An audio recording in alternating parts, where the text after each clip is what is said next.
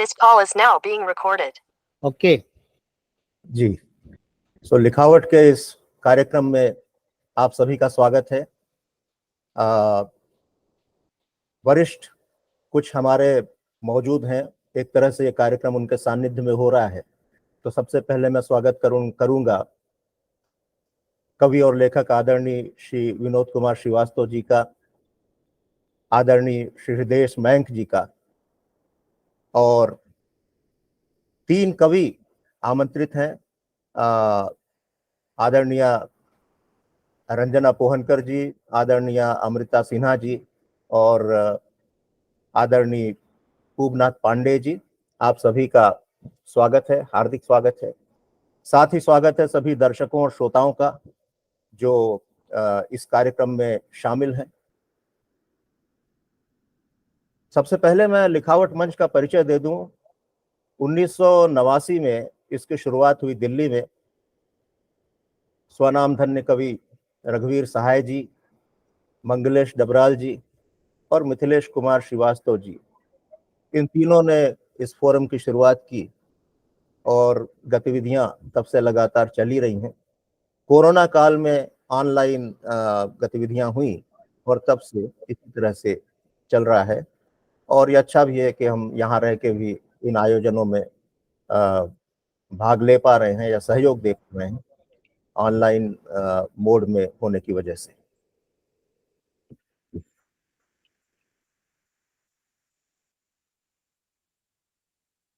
तो मेरा ख्याल है अब हम सिलसिला शुरू करें। सबसे पहले मैं आमंत्रित करता हूं अमृता सिन्हा जी को कि वो अपनी कविताएं प्रस्तुत करें। उसके पहले मैं थोड़ा उनका परिचय देना चाहूँगा। 6 जुलाई आपका जन्मदिन है। पटना विश्वविद्यालय से आपने एमए किया है। आपने विषय तो नहीं लिखा, शायद हिंदी में होगा। जी नहीं, गृह विज्ञान, अच्छा, साइंस विज्ञान। में मैंने। अच्छा, जी जी जी। और स्वतंत्र लेखन और चित्रकला में आप चित्रकारी में संलग्न है और कई पत्रिकाओं में आपकी कविताएं छप चुकी हैं, जैसे परिकथा, प्रभात खबर, हिंदुस्तान, उद्भावना, चिंतन दिशा, जानकी पुल, दोआबा, कथादेश, नवनीत आदि, बहुमत आदि पत्रिकाओं में आपकी कविताएं छपी हैं। साझा संग्रहों में आपकी कविताएं आई हैं, वर्जनाओं से बाहर, टूटती खामोशियां और प्रेम गलिन में, ये 3 साझा संग्रह। एकल संग्रह आपका काल के करघे पर आखरों की कताई, बोधि प्रकाशन से प्रकाशित हुआ है। और आपके चित्र जो है नेहरू सेंटर वर्ली की कला दीर्घा में अक्टूबर 2022 में प्रदर्शित हुए हैं। इसके अलावा 2023 में फरवरी में खजुराहो आर्ट मार्ट में भी आपके चित्र प्रदर्शित हुए हैं। इसके अलावा आजकल ऑनलाइन प्रदर्शनियां भी होती हैं और उसमें भी लगातार आप अपनी मौजूदगी दर्ज कराती हैं। कुछ पत्रिकाओं के कवर भी आप, यानी कवर पेज पर भी आपकी पेंटिंग्स आई हैं, जैसे दुआबा, चिंतन दिशा आदि। तो इस तरह से, और मजे की बात यह है कि ये कवि गोष्ठी के साथ चित्रकार गोष्ठी भी लग रही है, क्योंकि 3 में से 2 तो चित्रकार हैं। रंजना जी भी चित्रकार हैं, तो ये मजे की बात है। और अलग अलग जो कला विधाएं होती हैं, इनमें एक दूसरे में जो एक दूसरे के क्षेत्र में जो ये आवागमन है, ये होना चाहिए। और अगर हम चित्रकार नहीं है तो हमने उसमें रुचि लेना चाहिए, संगीत वालों ने भी बाकी सारी कला विधाओं में रुचि लेना चाहिए। ये थोड़ा मिसिंग लगता है, लेकिन जब इस तरह से कई क्षेत्रों में एक्टिव लोग होते हैं, वो कॉमन फैक्टर की तरह आप लोग रहते हैं, एक लिंक की तरह आप लोग होते हैं, तो उसका भी अपना महत्व है। तो रंजना जी, जरा मैं जानना चाहूंगा कि दोनों अपनी अभिव्यक्ति के लिए दोनों में किस विधा में आप खुद को ज्यादा सक्षम पाती हैं या आप कंफर्टेबल महसूस करती हैं? बेसिकली मैं चित्रकार हूँ। मेरी आवाज आ रही है? जी जी जी। अच्छा, ये प्रश्न मेरा अमृता जी से था, सॉरी। क्योंकि अभी उनको ही कविता पाठ करना है। जी अमृता जी। जी प्रशांत जी, तो ये कहना थोड़ा मुश्किल है। वैसे पेंटिंग में मुझे ज्यादा अच्छा लगता है। मैं रंगों के थ्रू अपने आप को अभिव्यक्त करना ज्यादा सहज पाती हूँ। जी जी जी। तो शुरू करें आप अपना कविता पाठ, अमृता जी। धन्यवाद। सबसे पहले प्रशांत जी, आपने इतना सुंदर आभार आपका। सभी सुधीजनों को मेरा नमस्कार, तो प्रणाम करती हूँ। लिखावट मंच से जोड़ने के लिए प्रशांत जी और मिथिलेश जी का विशेष आभार। मुझे खुशी है कि आज मैं अपने प्रिय कवि होमनाथ जी और साथी रंजना जी के साथ मंच साझा करने का सौभाग्य मिल रहा है। साथ ही हमारे वरिष्ठ कवि भी हमारे साथ हैं और जो भी हम लोगों के साथ अभी हम सबको मैं नमस्कार करती हूँ। तो परिचय तो आपने मेरा दे ही दिया है, इस पर कुछ विशेष कहना नहीं है, तो कहिए तो कविता शुरू करो जी। तो बस यही कहना था सिर्फ कि बेसिकली मैं जमशेदपुर पटना से हूँ और मुंबई में 2016 से हूँ और अब यही मेरा अब स्थायी पता है। तो पहली कविता से शुरू करती हूँ। मेरी पहली कविता का शीर्षक है कुकुर मुत्ते। दरअसल हम लोगों का बहुत समय गुजरा है कोयला अंचल में, करीब करीब 30 साल चुके मेरे हस्बैंड टाटा स्टील में थे, तो मेरी कविताओं में उसके आसपास कोयला अंचल जमशेदपुर की झलक आपको मिलेगी। तो पहली कविता शुरू करती हूँ, कुकुर मुत्ते। कोयले खदान के आसपास रहती हैं ये मेहनत कश औरतें। कोयले खदान के आसपास रहती हैं ये मेहनत कश औरतें, करती हैं काम, धोती हैं ईंट गारे पत्थर कोयला कभी लोहा लक्कड़, ढोती हैं बोझा होठों पे लिए मुस्कान। मेहनत कश औरतें बांधती हैं बड़े सलीके से साड़ियाँ। मेहनत कश औरतें बांधती हैं बड़े सलीके से साड़ी अपनी, और बांधती हैं छौने को भी अपने अपनी छाती से चिपका कर। बड़े सुकून से सोता है दुधमुहा बच्चा, बड़े सुकून से सोता है दुधमुहा बच्चा, माँ की देह से खींच कर उष्मा, धूल मिट्टी दुनिया की कर्कश आवाजों से बेखबर। पैरों की फटी विवाई और पीर छुपाए पत्थर सी खुरदुरी हथेली से टेरती जाती हैं चेहरे पर जमी समय की मोटी कर। होती जाती हैं माथे पर जीवन के असंख्य बोझ, और झाड़ती जाती हैं देह और उस पर चिपकी फंसी पड़ी हैवानों की कई जोड़ी आंखें, जो सिर्फ चिपकती ही नहीं, जो सिर्फ चिपकती ही नहीं भेद जाती हैं देह को। ये वही औरतें, ये वही औरतें हैं जिनकी देह में हम ढूंढते हैं कला। मिलती हैं ये कभी भी प्रभा की पेंटिंग में, कभी हमें इनमें दिखती है झलक मोनालिसा की, तो कभी गज कामिनी की।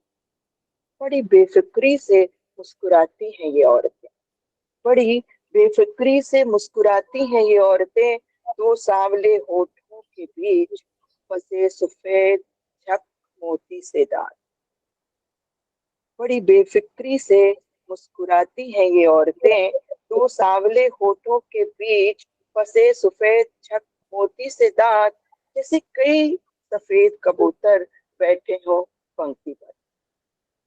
डरती हैं ये, डरती हैं ये कि सुनकर जोरों से हंसी इनकी, कहीं ये सफेद कबूतर उड़कर समा न जाए नीले आसमान में।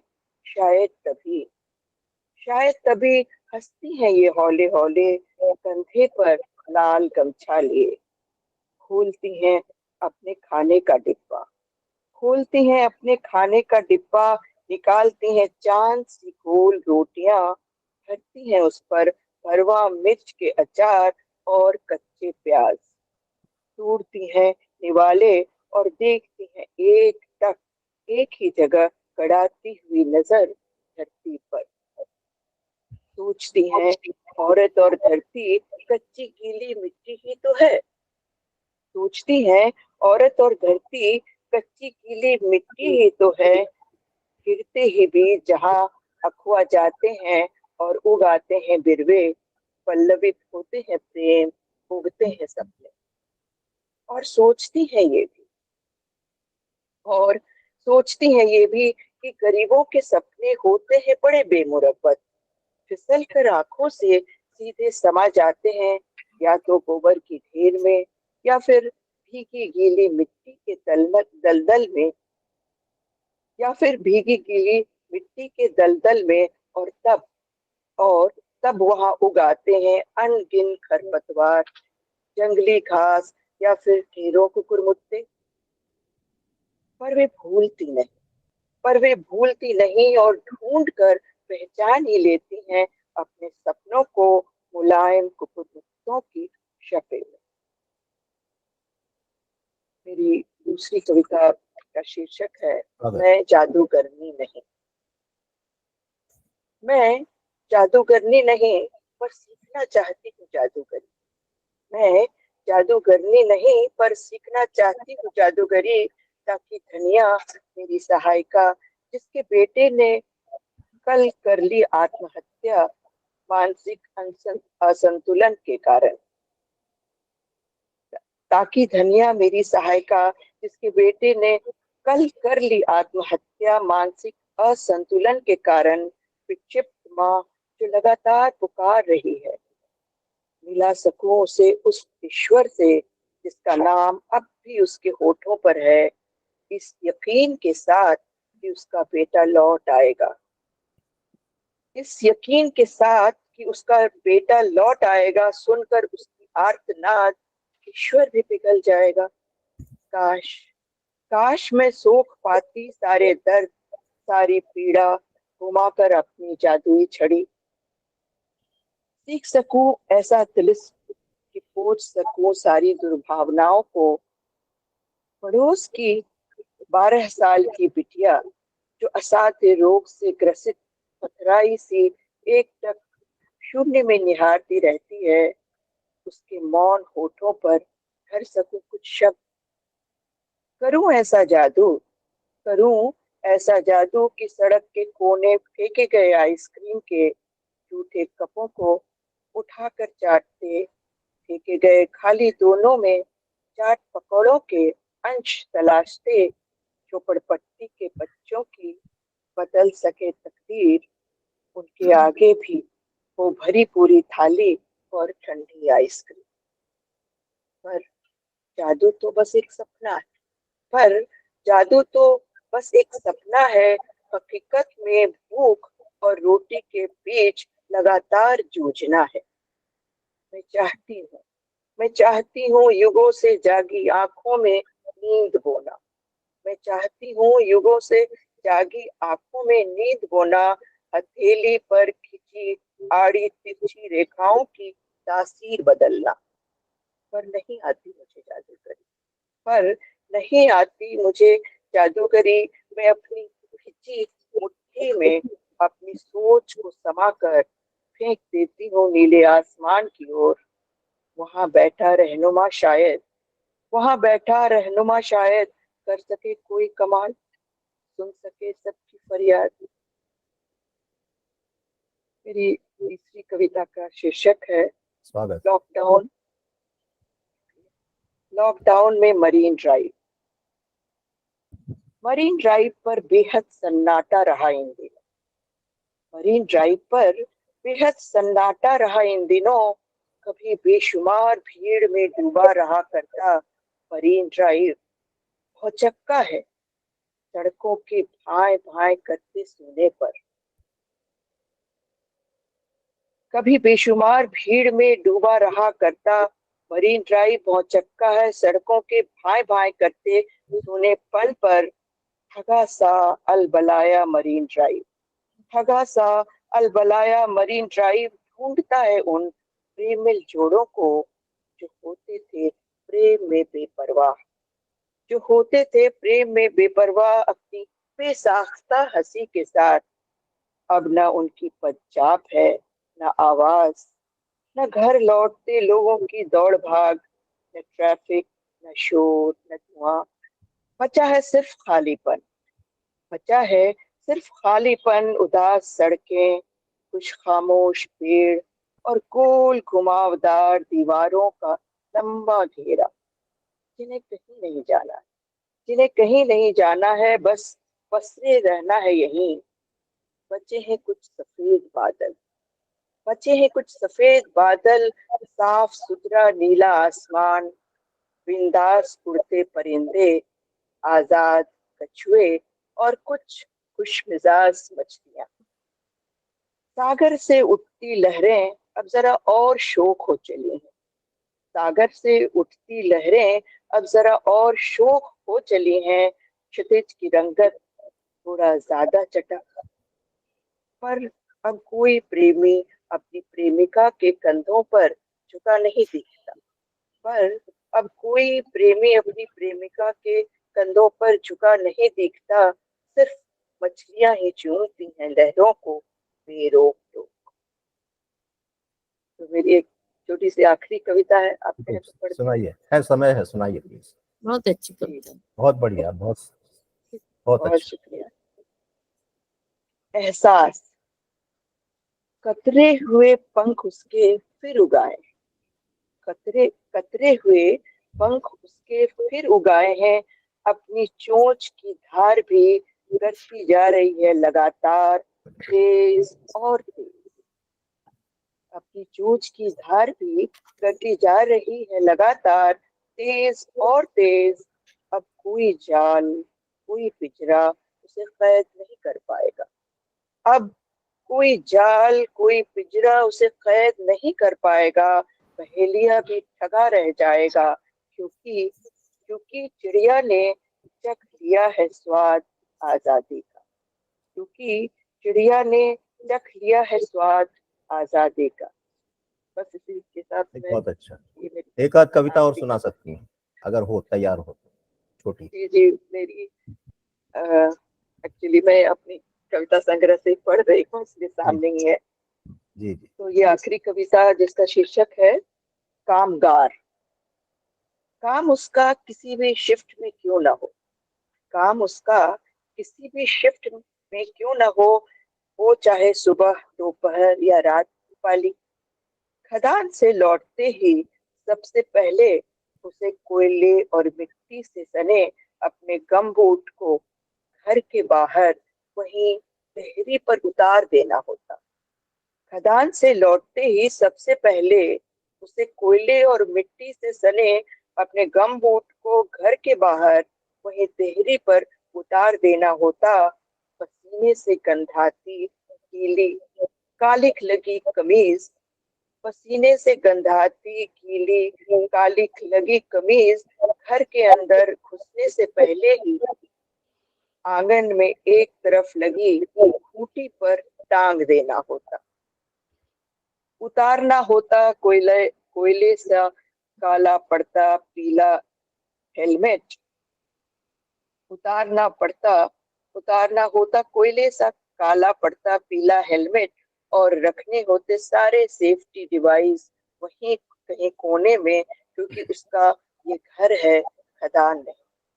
क्योंकि ये उसका घर है खदान नहीं। एक एक चीजें रखता जाता और होता जाता मुक्त अपने बाहरी स्वरूप से, एक अनचाहे आवरण से, और छोड़ देता वहीं घर के बाहर देहरी पर अपनी हाड़ तोड़ थकान। छोड़ देता वहीं घर के बाहर देहरी पर अपनी हाड़ तोड़ थकान भी। और रोज देह के इसी पहनने और उतारने के क्रम में, और रोज देह के इसी पहनने उतारने के क्रम में घटता जाता लगातार और थकता जाता जिंदगी। शुक्रिया। ये बहुत बढ़िया, बहुत बढ़िया अमृता जी। संवेदना का स्तर आप देखिए इस पे, बहुत शुक्रिया मार्मिक सर। चित्र आपने खींचा है। ये एक चित्रकार की कविता लग रही है। शब्दों में आपने जो संघर्ष करने वालों का जीवन जिस तरह से उकेरा है, हाइट ऑफ एम्पैथी इसको कहना चाहूंगा मैं। बहुत बढ़िया। अब मैं आमंत्रित करता हूँ डॉक्टर हुबनाथ पांडे जी को। आप मुंबई यूनिवर्सिटी में प्रोफेसर हैं हिंदी डिपार्टमेंट में। आपका परिचय मैं दे दूं। 65 में आपका जन्म हुआ वाराणसी में, और मुंबई विश्वविद्यालय से एक पत्रिका निकलती है, साहित्यिक पत्रिका शोधावरी। ये क्या त्रैमासिक है या मंथली है सर? त्रैमासिक है सर। जी जी। तो शोधावरी के आप संपादक हैं और काव्य त्रैमासिकी योगीन काव्या तथा शोध पत्रिका अनुभई, इसका भी आप सह संपादन करते हैं। आपने कुछ फिल्मों में संवाद लेखन किया है, बाजा, हमारी बेटी, और तीसरी फिल्म है अंतर्द्वंद। और इसमें बाजा बाल फिल्म को, बाजा फिल्म का नाम है, बाल फिल्म, इसे राष्ट्रीय पुरस्कार प्राप्त हुआ। ये एक बड़ी उपलब्धि है आपकी। मुंबई सर्वोदय मंडल के साथ जुड़कर विगत 26 वर्षों से गांधी विचारों का प्रचार प्रसार आप कर रहे हैं। स्त्री बाल शक्ति एक स्वयंसेवी संस्था है, इसमें आप ट्रस्टी हैं और आपके 3 संग्रह प्रकाशित हैं, कौवे, लोअर परेल और मिट्टी, और 2 संग्रह आपके प्रकाशनाधीन हैं, अकाल और दूसरा है मातृ देवो भव। और आप निबंध या लेख वगैरह भी लिखते हैं सिनेमा, साहित्य और संस्कृति आदि पर। महाराष्ट्र राज्य हिंदी साहित्य अकादमी के संत नामदेव पुरस्कार से आप सम्मानित हैं। इसके अलावा प्रियदर्शनी अकादमी पुरस्कार भी आपको प्राप्त हुआ है। तो काफी उपलब्धियां हैं हुबनाथ जी, और साहित्य तो ठीक है और नौकरी भी ठीक है, लेकिन जो आप समाज सेवा का काम कर रहे हैं ये एक अनोखी बात है। थोड़ा हम जानना चाहेंगे कि ये जो 2 संस्थाएं हैं आपकी, सर्वोदय मंडल और स्त्री बाल शक्ति, संक्षेप में थोड़ा बताएं आप क्या कर रहे हैं। सर, आपने समाज सेवा कहा। असल में मेरा ऐसा मानना है कि समाज का बहुत सारा कर्ज हम पर होता है। बिल्कुल बिल्कुल। मतलब मेरी जिंदगी को सुविधाजनक बनाए रखने के लिए मेरे ख्याल से हजारों लाखों हाथ लगातार मेहनत कर रहे होते हैं। अभी भी कोई न कोई होगा जो मेहनत कर रहा होगा मेरे लिए, जिसको मैं नहीं जानता। बिल्कुल बिल्कुल। तो ऐसे में मेरा फर्ज बनता है कि जिनको मैं नहीं जानता उनके लिए मैं कुछ समय निकालूं अपनी जिंदगी में से, और उनका कर्ज तो उतारना बहुत मुश्किल है, क्योंकि वो तो लाखों की संख्या में है और मैं अकेला उनका कर्ज तो कभी उतार भी नहीं पाऊंगा। पर वो कर्ज का एहसास हो और उतारने की कोशिश हो, भावना होनी चाहिए, भले हम उतना न कर पाए। बिल्कुल। तो जो पहली संस्था सर्वोदय मंडल है वो गांधी विचारों पर आधारित है। ग्रांट रोड में नाना चौक पर एक गांधी बुक सेंटर है और 1970 से ये 69 से शुरू हुई थी गांधी जी की जन्म शताब्दी पर। और इसके जरिए हम जेलों में जाकर कैदियों से बातें करते हैं, उनको गांधी की कहानियां सुनाते हैं, गांधी की किताबें देते हैं, उनकी गांधी परीक्षा लेते हैं। और कई कैदी ऐसे थे जिन्होंने अपने उन गुनाहों को भी कबूल किया जिसको पुलिस नहीं जानती थी, और उन्होंने कहा कि हमें इसकी सजा मिलनी चाहिए, हमें माफी नहीं मिलनी चाहिए। तो वो जज इतना प्रभावित हुआ कि उसने उनकी सजा ही माफ कर दी, और वो जो कैदी थे वो आकर हमारे साथ फिर जुड़ गए हैं और काम कर रहे हैं। और हमें ऐसा लगता है कि गांधी के अलावा और कोई भी विचार ऐसा नहीं है जो वर्तमान दौर के संकटों का समाधान हो सकता है, बशर्ते उसको हम सही ढंग से समझने की कोशिश करें। और दूसरी जो संस्था है स्त्री बाल शक्ति, वो एक एक्ट्रेस स्मिता पाटिल हुआ करती थी, तो उनकी माँ जो थी वो राष्ट्रीय सेवा दल की सेविका थी, साने गुरुजी जैसे लोगों के सानिध्य में पली बड़ी थी। तो उन्होंने इस 1980 में ये शुरुआत की स्त्री बाल शक्ति की, और जो मुंबई में लगभग 150 बालवाड़ियां चलाई करती थी। प्री प्राइमरी एजुकेशन बच्चों को मुफ्त में दिया जाता था। बाद में बहुत सारे उतार चढ़ाव आए और वो 150 में से तकरीबन 20-25 अभी बालवाड़ियां बची हैं हमारे पास। तो उसमें हम शिक्षिकाएं हम उस बस्ती से ही लेते हैं, और हमारी पूरी कोशिश होती है कि शिक्षिका दलित होनी चाहिए, अनपढ़ होनी चाहिए, और फिर उसे पढ़ाकर हम शिक्षिका बनाते हैं और वो बच्चों को पढ़ाती है। तो ये काम हमारा लगातार चल रहा है, पर मुझे लगता है कि आने वाले कुछ दिनों में ये शायद बंद भी हो जाएगा, क्योंकि अब बीएमसी भी खुद बालवाड़ियां चलाना शुरू कर रही है, और बालवाड़ियों के बदले वो 21-22 चीजें बच्चों को मुफ्त में दे रही है। तो ये मुफ्त में देने की जो परंपरा है, उस परंपरा में बहुत सारा नुकसान हो रहा है, पर वो हमें समझ में आ नहीं रहा है, हमें चीजें ज्यादा महत्वपूर्ण लगती हैं। तो इन 2 संस्थाओं के जरिए हम लोग लगातार काम कर रहे हैं। बहुत सारे लोग हैं और जो इसके साथ जुड़े हुए हैं, और हम सभी का ऐसा है कि हम जो ले रहे हैं समाज से उसका कुछ तो लौटा सके। नहीं, बहुत बढ़िया है। अपनी संवेदना जो लेखन में हम व्यक्त करते हैं उसको फील्ड में उतर के कार्य रूप में परिणत करना, इसका बहुत महत्व है और प्रेरक बड़ा आपका ये प्रोफाइल है। तो हुबनाथ जी अब शुरू करें।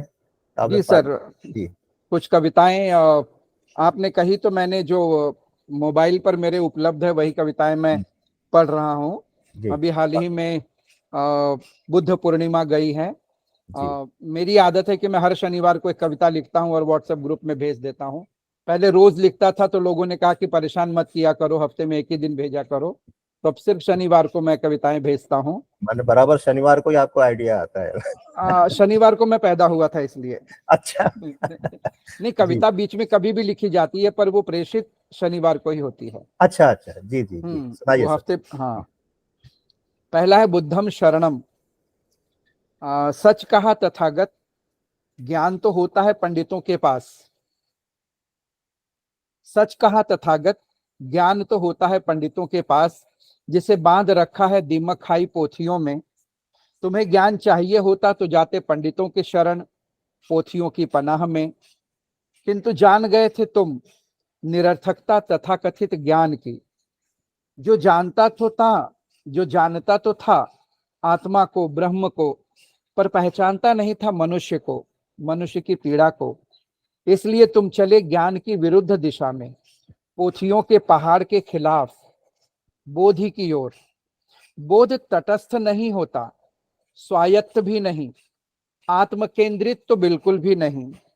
बोध जोड़ता है जन से, जनगण मन से, जीवन से, स्वर्ग से नहीं। बोध जोड़ता है जमीन से, मिट्टी से, मिट्टी जैसे लोगों से मिट्टी में मिलने से पहले। बोध ले जाता है मुक्ति की दिशा में, पूरे बंधन के साथ। मुक्ति में कुछ छूटता नहीं, सब साथ साथ चलता है। सबके साथ साथ चलना, सबके दुखों को सहना, जीव मात्र पर करुणा, खुद को सब में खुद को समझना, यही तो निर्वाण है न तथागत। ये एक कविता थी। बहुत बढ़िया कविता है। दूसरी कविता है डर, क्योंकि ये एक बहुत बड़ा मार्केट है डर का, जो ग्लोबल लेवल पर फैलाया जाता है और जिसके शिकार हम रोज होते रहते हैं। और अभी एक बीमारी भी गई जो बेसिकली एक डर थी, बीमारी कम थी, डर ज्यादा था जी। और उसमें से ज्यादातर लोग डर से मरे, बीमारी से कम मरे। डर जब तक बाहर हो लड़ने की हिम्मत बनी रहती है। डर जब तक बाहर हो लड़ने की हिम्मत बनी रहती है। डर जब बैठ जाए भीतर, देह जीवित पर आत्मा मर जाती है। वही सबसे डरावना होता है जो सबसे ज्यादा डरा होता है। जो सबसे ज्यादा डरा होता है वही सबसे अधिक डराता भी है। डरने और डराने का खेल मानव सभ्यता का सबसे पुराना, सबसे आकर्षक खेल है। इस खेल में कोई जीतता नहीं, डराने वाला भी हारता और डरने वाला भी हारता ही है। फिर भी खेल ऐसा कि मजा कम ही नहीं होता। कई डर बड़े खूबसूरत होते हैं, मसलन मौत का डर, ईश्वर का डर, पाप का डर, नर्क का डर। कुछ डर मजेदार भी होते हैं, बिछड़ने का डर, गरीबी का डर, बेइज्जती का डर, कुर्सी का डर। डर की जिंदगी बड़ी व्यस्त होती है। डर फुर्सत नहीं देता, फंसाए रखता है। एक डर से निकलो तो दूसरा चौखट पर और तीसरा सड़क पर। अरे वाह। डरने वाला हर डर के बाद यही सोचता है कि इस डर से मुक्ति मिले तो थोड़ी देर खुलकर जी लिया जाए, किंतु डर से मुक्ति संभव ही नहीं। उसने हमें थोड़े ही जकड़ा है। सच तो यह है कि डर को हमने ही पकड़ा है और छोड़ नहीं रहे, क्योंकि एक डर ही नहीं रहा तो इतनी बड़ी जिंदगी आखिर कटे भी तो कैसे। बहुत खूब, बहुत खूब। ये एक कविता थी। बहुत शानदार। तीसरी कविता है ईश्वर नहीं रहा। नीत्शे ने सच नहीं कहा, ईश्वर मरा नहीं, ईश्वर मारा गया। नृशंस हत्या हुई उसकी और निरंतर हो रही है। ऐसा नहीं कि नीत्शे बचाना चाहता था ईश्वर के हत्यारों को, बस वो नहीं करना चाहता था निशानदेही, सिर्फ सूचना दे रहा था कि ईश्वर के मरने का समय आ गया है। और उसके बाद न सिर्फ Germany, Hiroshima, Nagasaki, Pearl Harbor, Jallianwala, दक्षिण अफ्रीका, बल्कि पूरी दुनिया में तिल तिल कर मरने लगा ईश्वर। कभी इंसान की शक्ल में, कभी नदी, तो कभी जंगल की शक्ल में। और निशानदेही नहीं की किसी ने भी, क्योंकि ईश्वर के मरने से किसी को कोई तकलीफ नहीं थी, न था कोई नुकसान। ईश्वर मरता रहा विशालकाय पोथियों तले कुचल कुचल कर, भयावह इमारतों के नीचे दबकर घुटकर, कभी जहर खाकर तो कभी पेड़ से झूलकर, कर्जग्रस्त किसानों की तरह, घिनौने धार्मिक उन्माद सांप्रदायिक दंगों या सियासी जंग का शिकार होकर। ईश्वर नीत्शे के पहले भी मरा, नीत्शे के बाद भी मरा, और लगातार मर रहा हमारी आंखों के सामने। मरते हुए ईश्वर की ओर आंखें फेरकर हमने अपने लिए बना लिए नकली ईश्वर, अपनी कुंठाओं, अपनी वासनाओं, अपने अहंकार की पूर्ति के लिए। ईश्वर गढ़ने की कला में दक्ष हमें कभी नहीं अखरी सच्चे ईश्वर की हत्या। हत्यारे हम सब थे, सबके दामन पर थे छींटे ईश्वर के खून के। जो चतुर थे उन्होंने बना लिए परचम, किसी ने बदल लिए पैरहन और किसी ने रंगवा लिए, सबने छिपा लिए दामन, सब बरी हो गए ईश्वर की हत्या से निशानदेही के अभाव में। सजा मिली भी तो उसी ईश्वर को जिसका कत्ल हो रहा है सदियों से। गुनहगारों ने सूली पर चढ़ाया ईश्वर को, और एक नकली ईश्वर के लिए आलीशान मकान बनाने में जी जान से जुट गए। ईश्वर नहीं रहा, ईश्वर अमर है।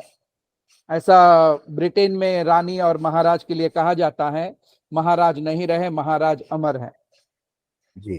तो ये एक ईश्वर की मेरे कुछ प्रिय कवि हैं जिनमें राजेश जोशी हैं, धूमिल हैं, मुक्तिबोध जी, हैं। सुनाइए। तो कभी कभी ये मुझे याद आते हैं तो मैं इन पर कविताएं लिख देता हूं।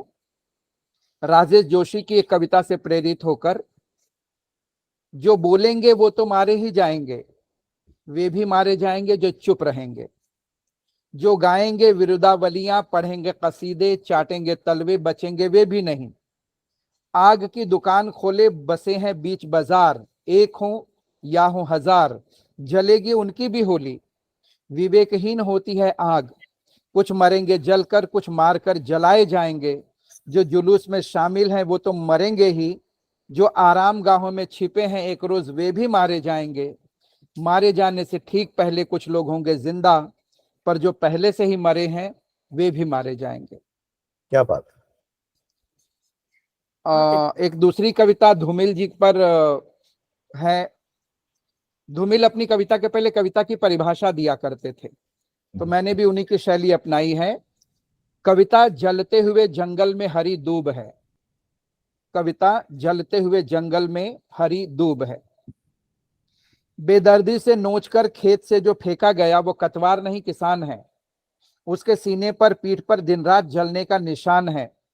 वह जो गांव छोड़ने को मजबूर है, अड़हतिया या बिसाती नहीं मजदूर है। सारा गांव नई बहू की तरह दिन भर खटता है। रात को मुखिया की महफिल में नचनिया लौंडे सा सजता है। मुखिया जो कुर्सी का दलाल है, यही तो लोकतंत्र का कमाल है। जिसके पास सबसे ज्यादा लठैत हैं वही इलाके का सबसे बड़ा अमीर है। कहलाने को समाज सेवक, वैसे नामी गिरामी डकैत है। तुम्हारी कथा जो कभी पट थी, आज चारों खाने चित है। जिसके पास वित्त है वही धर्म का आधार है। बाकी सब घूरे पर, मड़ार में या पनाले में। जिंदगी साली बीत रही कसाले में। अनपढ़ डिग्रीधारियों की फौज दीमक से लगी है शिक्षा संस्थानों में। और वह जो इनका सेनापति है धूर से ही मंदमती है। चौपाई कुर्सी में अपने दो पैर साट कर कभी नाचता है कभी गाता है। दरअसल वो सिर्फ चिल्लाता है कि वही सबसे महान है। साहित्य की दुनिया में उसके कहे साँझ और उसके कहे बिहान है। कविता रोज उसके बिस्तर से उतरती है, उपन्यास पानी भरता है। आलोचना घर की लौंडी है, सत्ता से उसकी साठ गांठ है।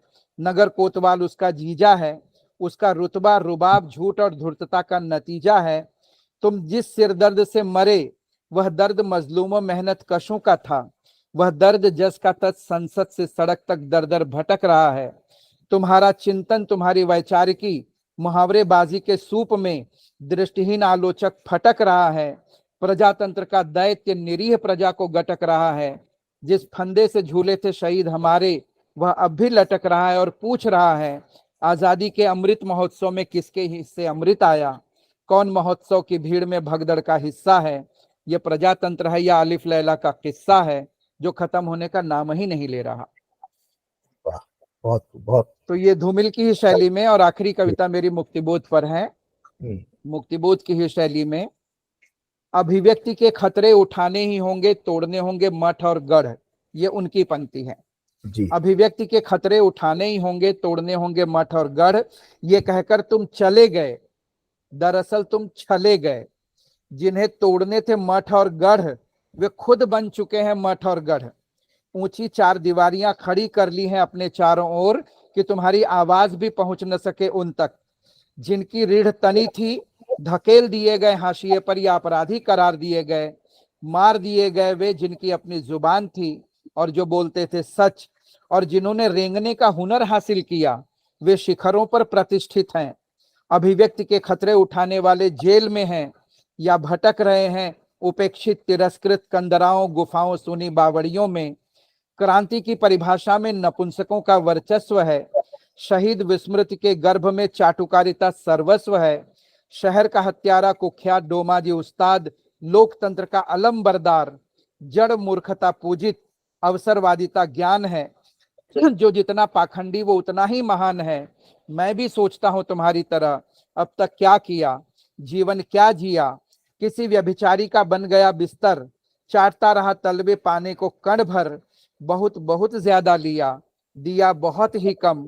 हमारी नजरों के आगे मरता रहा देश, जीवित रह गए हम। बहुत मार्मिक, बहुत सशक्त अभिव्यक्ति आपकी। बहुत सुंदर।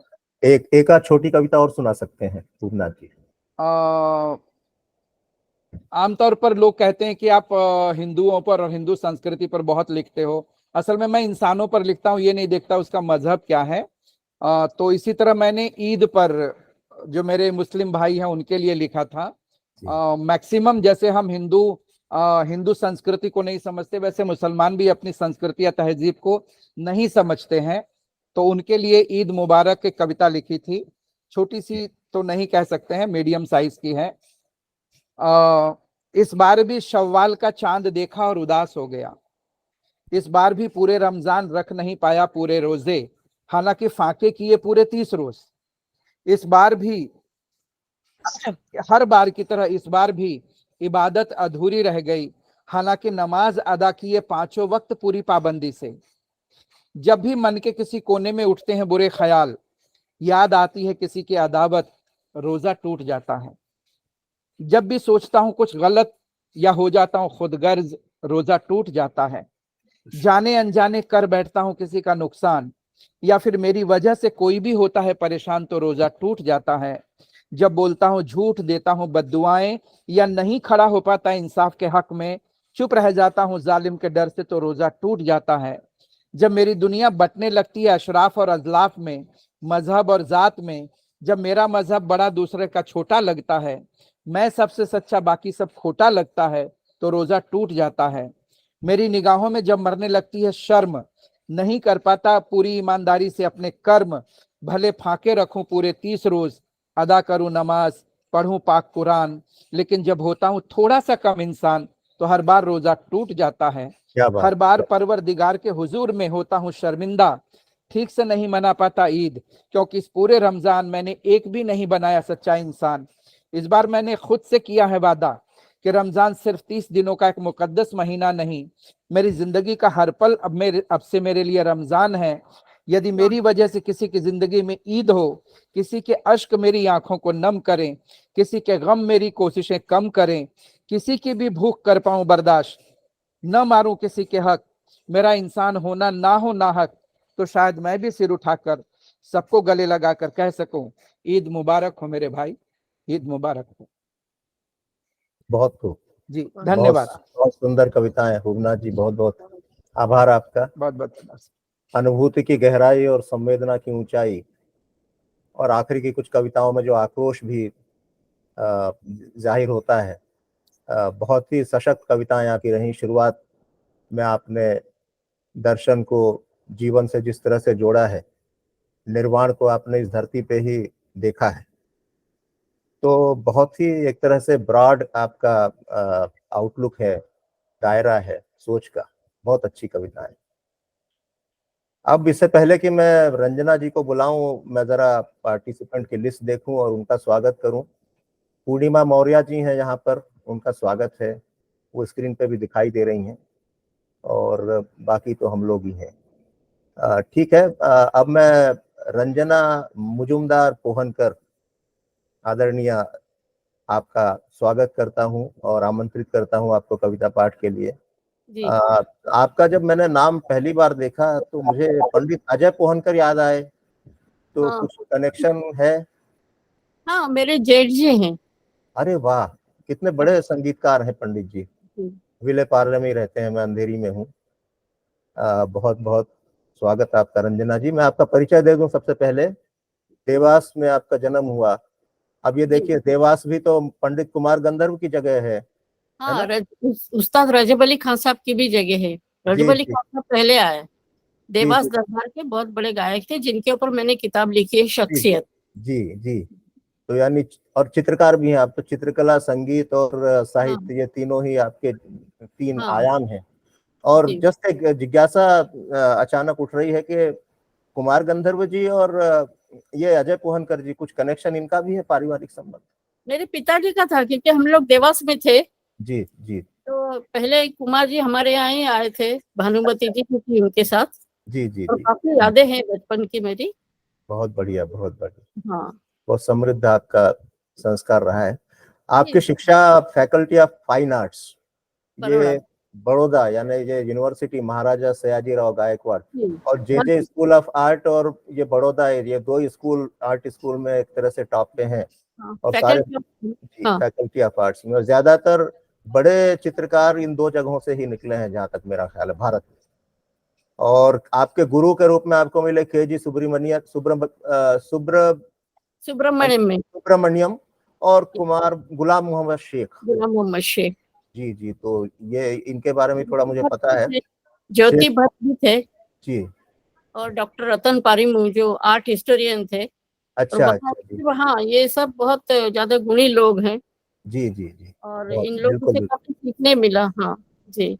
और खुद गुलाम मोहम्मद शेख जी का भी जीवन कितना संघर्षमय था, एक गुजरात के छोटे से गांव से हाँ कैसे वो अपने आप को उन्होंने आगे बढ़ाया और चित्रकार के रूप में स्थापित हुए, और उन्होंने लेखन भी किया है चित्रकला हाँ के ऊपर।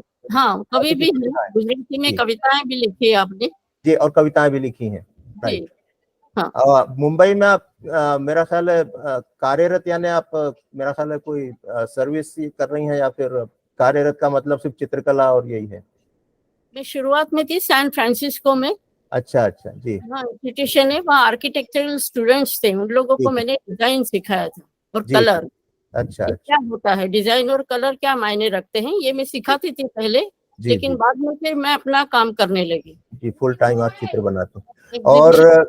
जी, जी और जो महानुभाव आपके संपर्क में, यानी आप जिनके संपर्क में आई, और ये भी बड़ी ये हुज हू है, डॉक्टर प्रभाकर माचवे, श्री नरेश मेहता, श्री जी भवानी प्रसाद मिश्र, डॉक्टर जी। जगदीश गुप्त, इनका, इन साहित्यकारों का बड़ा निकट सान्निध्य आपको मिला है। हाँ और आपको प्रेरणा भी साहित्य की वहीं से मिली है, जैसा आपने लिखा है अपने परिचय में। जी बड़ी अच्छी बात है। और संगीत सम्राट रजब अली खान साहब की जीवनी आपने लिखी है, उनकी संगीत यात्रा पर आधारित, और इस किताब का जी नाम है शख्सियत। जी। और तो ये आपका परिचय है। अब कुछ आप अपनी तरफ से कुछ कहना चाहें तो कहें, और उसके बाद फिर कविता पाठ शुरू करें। नहीं, जैसे इन कवियों के बारे में आज मैं चर्चा करना चाहूंगी।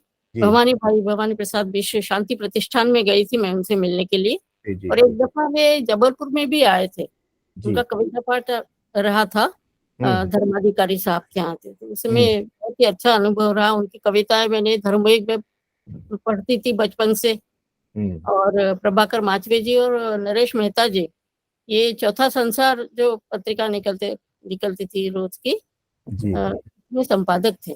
तो जी उन लोगों से भी मेरा मिलना हुआ और इनसे बहुत सीखने को मिला, किस तरह से लिखना चाहिए, क्या होना चाहिए। तो बहुत अच्छा संपर्क रहा। और डॉक्टर जगदीश गुप्त जो इलाहाबाद में है, जी। अब वे नहीं हैं, लेकिन जी उन्होंने प्रागैतिहासिक काल पर शोध किया है। हम्म। और निराला जी के नजदीक ही रहते थे वो, जी जी। दारागंज में। मेरी बहन वहाँ थी, बड़ी बहन। तो मेरा अच्छा। जाना आना होता था, तो गुप्ते जी से अक्सर मिलना होता था। उन जी जी किताबें वगैरह, उनके पत्र व्यवहार भी रहे हैं। तो इन जी। सब लोगों से बहुत प्रेरणा मिली मुझे, बहुत बहुत बढ़िया, बहुत बढ़िया। सीखने मिला तो बहुत। बहुत बढ़िया। और इस तरह से आप तराशी गई, तो अपनी कविताएं आप शुरू करें रंजना जी। जी, मेरी पहली कविता है शांति निकेतन पर आधारित। स्वागत। शांति निकेतन मुझे, हाँ, क्योंकि केजी सुब्रमण्यम वहीं के थे, टैगोर तो है ही वहाँ के, नंदलाल बोस भी थे आपकी चित्रकारी के नंदलाल बोस, अच्छे। हाँ, मैंने कविता में जिक्र किया है उनका। जी जी। हाँ जी। सृजन की जगमगाहट देखो तो कैसी है निकेतन में, बिखरी किरणें शांति में, रविंद्र की महागाथा में, सौरभ सुगंध गीतांजलि में, नंदलाल की दुर्गा में, चंद्रलोक के हरिपुरा में, अनमोल अजीज अलौकिक गेरुए सफेदी सलेटी किंकरदा के सुंदर शिल्प में, गारा मिट्टी सीमेंट रेत माटी के अंतर में, विनोद के विलक्षण तेजस्वी कणों में, आईने आसपास के मणिदा के सृजन में, देखो तो कैसी आभा फैली है हृदय की चांदनी में। क्या बात है, क्या बात है। दूसरी कविता है सफेद दीवारों के बीच से बहुत से कोहरों की भाषा अब समझने लगी हूं मैं, सुबकती स्याह हस्ती की परस्ती रानाइयां थी, रंगों की भाषा थी, दिल के आईने में लिपटी खामोशी थी, पहेली थी, शायद अंतर मन की सुबकियां थी। बहुत बढ़िया। या तीसरी कविता है गेरुआ सफेद का साथ लाल और केसरी यशगान कर रहा है, गेरुआ सफेद का साथ लाल और केसरी यशगान कर रहा है, उनके साथ का अंतर्द्वंद या खंडित होता मनोरम दृश्य कैनवास पर स्पष्ट उभरा है, मेरी सांसें रोक रहा है। क्या बात। गागर में सागर, छोटी छोटी कविताएं हैं, हाँ, छोटी है, लेकिन एक और भाव बहुत छोटी गहरे हैं। जी। जी। सौंदर्य का सरलीकरण नहीं भाया मुझे कभी, सौंदर्य का सरलीकरण नहीं भाया मुझे कभी, चांद निकला तो हिम्मत बंधी, कहीं बैंगनी तो कहीं नीलाई आभा थी, लाखों बार देखी थी पर आज पहली बार लगा जैसे वह मेरे अंतर मन में उतर रही है, और शबनमी गीतों की मिठास जमीन पर बरसा रही है, सौंदर्य बियाबान तक पहुंचा है, पल ठिठका चांद फिर निकला। क्या बात है, बहुत बढ़िया।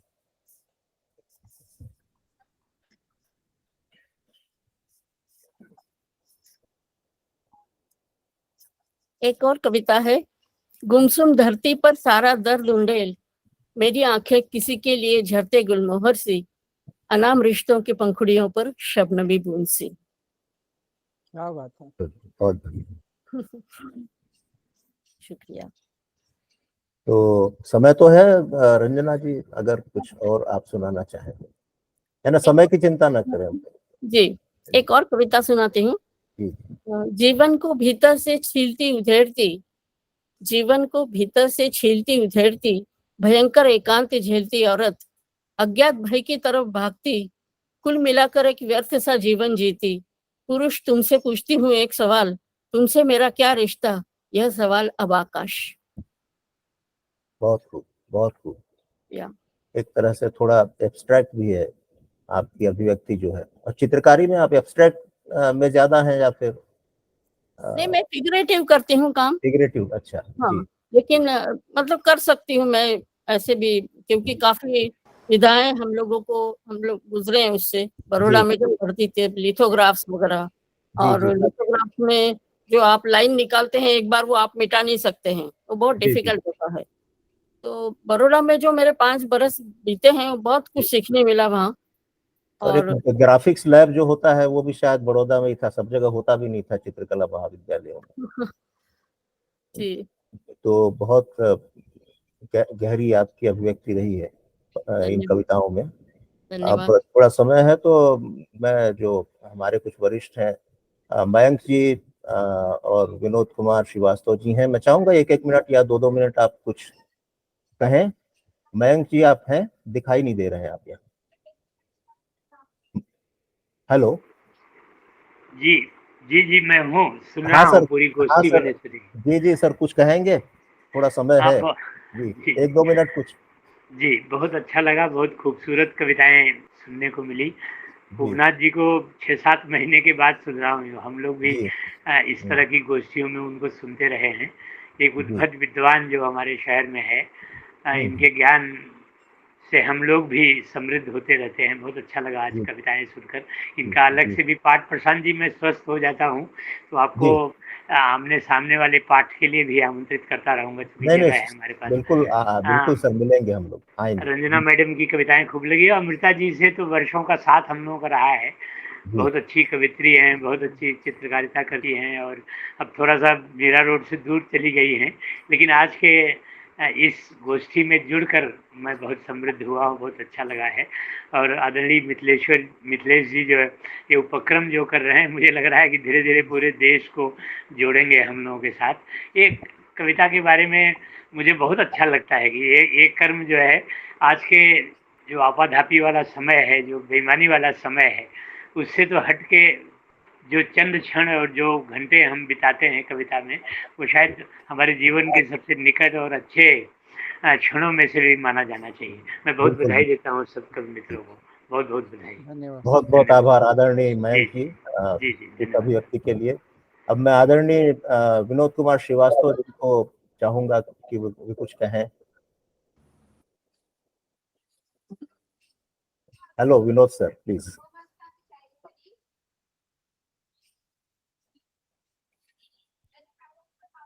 कविताएं सुनने में जो आनंद है, बोलने में वो बिगड़ जाता है। जी बिल्कुल बिल्कुल। तो कविताएं जब सुन लिया, मोदक खा लिया, उसके जी बाद आप कहेंगे कि उसका स्वाद बताइए। वो गूंगे का गुड़ है एक तरह से। तो हमें अच्छा लगता है हमेशा कविता सुनना। बिल्कुल बिल्कुल। और कविताओं के लिए जो धैर्य चाहिए, जी वो जरा लोगों के पास कम बचा है। जी जी जी तो वो फुर्सत जाती रही लोगों की। और कविताएं हैं कि अपनी शर्त छोड़ती नहीं। जी अगर वो बिल्कुल। अपनी शर्त छोड़ दें तो फिर वो कविता नहीं रह जाएंगी। जी और बिल्कुल लोग तुले हुए हैं उनको कि अपनी शर्तों पर नहीं, हमारी शर्तों पर कविता सुनाओ। तो इन तीनों कवियों से मिलकर ये अच्छा लगा कि तीनों कम से कम अपनी शर्तों पर कायम है। और अमृता जी से तो मुलाकात हुई रूबरू, पांडे जी से शायद एक बार मुलाकात हुई है मेरी। बॉम्बे यूनिवर्सिटी 1-2 बार जाना हुआ मेरा। हम्म, वहां मिले होंगे। रंजना जी से पहली बार दर्शन कर रहा हूँ। ये बहुत अच्छा रहा और आप भी एक आश्चर्य की तरह आए सर। मुझे आई वाज नॉट श्योर कि आप आएंगे कार्यक्रम में। नहीं, अच्छा लगा अचानक एक देख के, सुखद। मुझको मौका जब भी मिलता रहा है, जी जी अपनी तरफ से मैंने कोई कमी छोड़ने की कोशिश नहीं की। जी बिल्कुल। लेकिन ये है कि मजबूरियां हैं। और जी रंजना जी की कविता सुन करके मुझे अच्छा लगा कि कुछ समान धर्मी लोग भी हैं जी जो शब्दों को मितव्ययिता। हाँ? मितव्ययिता। नहीं, मितव्ययिता नहीं, लायक लायक बेटे समझ के खर्च करते हैं उनको। बहुत खूब। बहुत बहुत आभार विनोद जी। हाँ रंजना जी कुछ कह रहे हैं? नहीं, कुछ नहीं, मैं कहना चाहती हूँ, आपको धन्यवाद देती हूँ शुक्ल जी, और सुनना चाहेंगे हम आपकी कविता। श्रीवास्तव जी की बात कर रहे हैं आप? हाँ, श्रीवास्तव। प्रशांत जी, मैं रंजना जी के बारे में ये कहना चाहूंगा जी कि इन्होंने मुक्तिबोध की कविताओं की पेंटिंग्स बनाई हैं। क्या बात। अंधेरे में, ब्रह्म राक्षस। अच्छा। हाँ, कविताओं की पेंटिंग बनाई हैं। और जी मुक्तिबोध के परिवार से इनके काफी अंतरंग संबंध भी हैं। और जी ये जी। लगातार मुक्तिबोध सीरीज पर काम कर रही हैं। और क्या इनकी बात है। कविता, हाँ, इनकी चित्रकला का हमने प्रदर्शन किया था। जी पर होता ये है कि साहित्य के विद्यार्थी होते हैं, वो बहुत ही सीमित दायरे में जीने वाले प्राणी होते हैं। जी, मैंने शुरू तो में कहा उनको ना कि आवाजाही बहुत कम है, कला विधाओं का एक बहुत दूसरे में बहुत आना कम जाना है। बहुत कम है। जी। हाँ, तो पर बेहतरीन इनकी पेंटिंग्स होती हैं चित्र अब पर। देखिए कि मुक्तिबोध की कविताएं लोग कहते हैं समझना ही मुश्किल है, अंधेरे में हाँ, और ये उस पर चित्र बना रही हैं, तो ये तो और भी हाँ, शानदार बात है। और मेरा ख्याल है रंजना जी, ये एक लाइन आप जोड़ लें अपने परिचय में, जब करंट प्रोजेक्ट आपका जो है मुक्तिबोध के ऊपर, ये हाँ, बहुत जरूरी जानकारी है एक्चुअली। और मैं आभारी हूँ भूपनाथ जी का कि उन्होंने शेयर किया।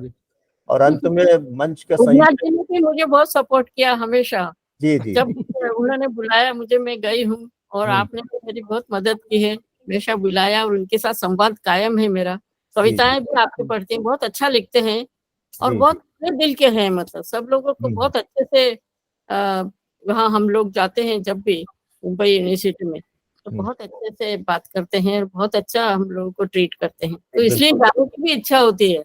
हाँ, कुछ कह रहे हैं विनोद सर, कुछ कह रहे हैं, प्लीज सर।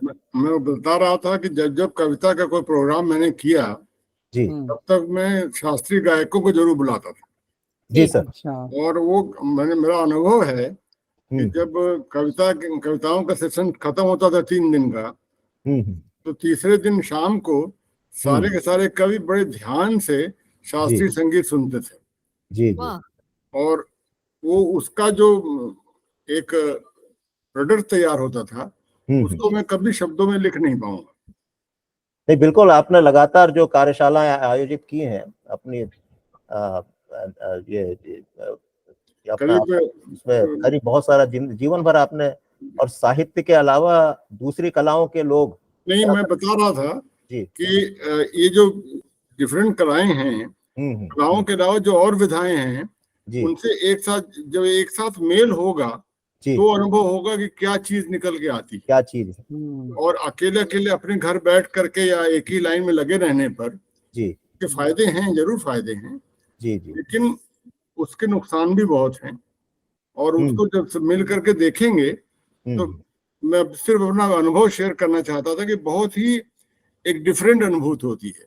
जी जी जी जिस समय ये गुणी उस्ताद लोग गाते थे शाम को, जी और अलाव जलता था और सब लोग बैठ कर रिलैक्स करते थे, जी मैंने तो डॉम मरेज को बुढ़ापे में उन्हें नृत्य की हरकत करते हुए देखा। ठेकेदारों वाला नाचने लगते थे। और अली सरदार जाफरी इस उम्र में अपनी आखिर के समय में जी मैंने अपनी यादों में खो जाते थे जब ये सब चलता था। नहीं, बिल्कुल बिल्कुल, ये जरूरी है इंटरेक्शन। अब देखिए, इन्होंने ये मुक्ति मोर्चा। आपके कवि नारायण सुर्वे, जी तो मैं हैरान हूँ, उसको कभी लिखूंगा नहीं मैं इसको, क्योंकि वो बहुत व्यक्तिगत क्षण होते थे। और साउथ में ये सीताकांत महापात्र, रमाकांत रथ, जी ये लोग जो ये कंबाइन करता था दृश्य, जी कविता और संगीत, उसके अलावा कुछ और क्षेत्र हैं जो इतना ही एनरिच करते हैं। जी बिल्कुल बिल्कुल। कभी आप जो है फुटबॉल मैच देख के आइए और फिर शांत होकर कविता सुनिए, तो देखिए दोनों के मजे कितने बढ़ते हैं। नहीं, और आप तो खिलाड़ी रहे हैं, तो आपने तो प्रत्यक्ष महसूस किया है इन चीजों को। इसलिए मैं कहना चाहता था कि ये सारे लोग जुड़े हैं। बिल्कुल और बिल्कुल। कुछ आजकल के जो हंगामा चल रहा है, जो कंफ्यूजन चल रहा है, खींचातानी चल रही है, तो उसमें भी कुछ रास्ता दिखाई देगा। नहीं, बिल्कुल बिल्कुल बिल्कुल। और संवेदना तो सब में एक जैसी है, और इसीलिए आपस में इंटरेक्शन इतना मुश्किल भी नहीं है, बस थोड़ा सा वो इच्छा होने की जरूरत है। बहुत बढ़िया, बहुत बहुत आभार आदरणीय विनोद जी, आपके उद्गारों के लिए। अंत में मंच के संयोजक जो है आदरणीय मिथिलेश कुमार श्रीवास्तव सर, आप कुछ कहेंगे? एक सेकेंड की शांति, मैं एक चीज जोड़ना चाहूंगी जी। मैं इन दिनों गीता के श्लोकों पर चित्र बना रहे हैं। जी जी। अच्छा, बहुत जल्दी प्रदर्शनी लगाएंगे, तो मैं रंजना जी तो वरिष्ठ है, उनका काम भी जरूर देखना चाहूंगी, जी से तो मिल चुकी है। तो आप लोगों को बहुत बहुत धन्यवाद, अच्छा लगा बहुत। नहीं, बिल्कुल, बहुत अच्छा लगा, अच्छा अनुभव रहा, अच्छा कार्यक्रम रहा। मिथिलेश जी, आप कुछ कहेंगे? प्रशांत जैन, आज कविता पाठ बहुत उम्दा हुआ, जी। कविताएं भी और कविता पाठ भी, और यही लिखावट का लक्ष्य भी है। आप देखेंगे उसमें उसका मोटो लिखा हुआ है, अच्छी कविता से अच्छा कुछ नहीं। जी। तो हम श्रेष्ठ की तलाश नहीं करते हैं। एक कवि के रूप में भी मैं श्रेष्ठ लिखने की बात अपने अंदर नहीं लाता हूँ। जी जो है उसको लिखना है, उसी की तलाश करनी। श्रेष्ठ की खोज में बहुत सारा समय और यात्राएं बर्बाद हो जाती। तो आज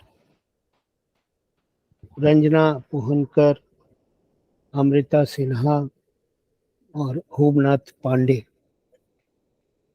सच कहूं तो मैंने इन लोगों की कविताएं, भूवनाथ पांडे का नाम तो मैंने खूब सुना है दिल्ली में।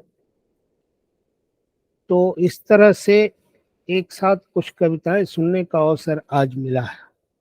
वैरायटी।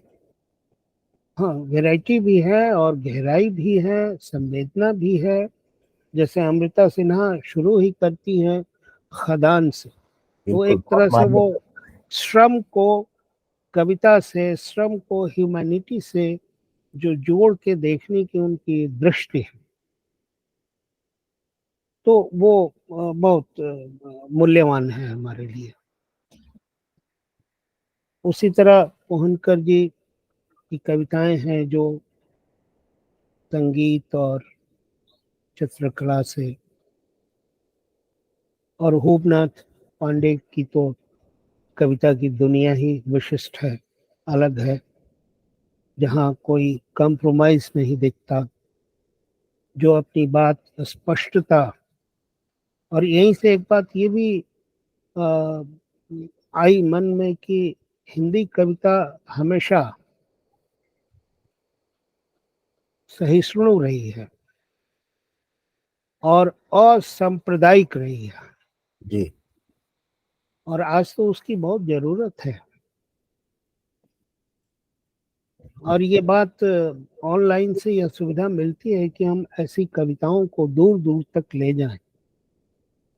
लिखना तो एक जरूरी कर्म है जो हम सब लोग कर रहे हैं, जी लेकिन कविताओं को फैलाना भी एक काम है जी जो लिखावट के लोग कर रहे हैं। जितना कर सकते हैं, बहुत तो नहीं, लेकिन जितना कर सकते हैं। एक बात और अच्छी हुई आज कि कलाओं, विविध कलाओं पर भी कुछ बातें आई, जैसे मोहनकर जी का बड़ौदा कनेक्शन और हिंदी के कवियों के साथ उनकी घनिष्ठता। जी तो कभी किसी दिन किसी एक प्रोग्राम में हम लोग कलाओं के अंतर संबंध पर जी भी हम लोग एक पूरी बातचीत का कार्यक्रम हम बनाए। बिल्कुल, बढ़िया होगा वो कार्यक्रम, निश्चित रूप से। मैं एक बात और कहना चाहता हूँ कि ये कविता मुंबई, क्योंकि आप सब लोग मुंबई में हैं, हम्म, तो इसको हमने नाम ही दिया है कविता मुंबई।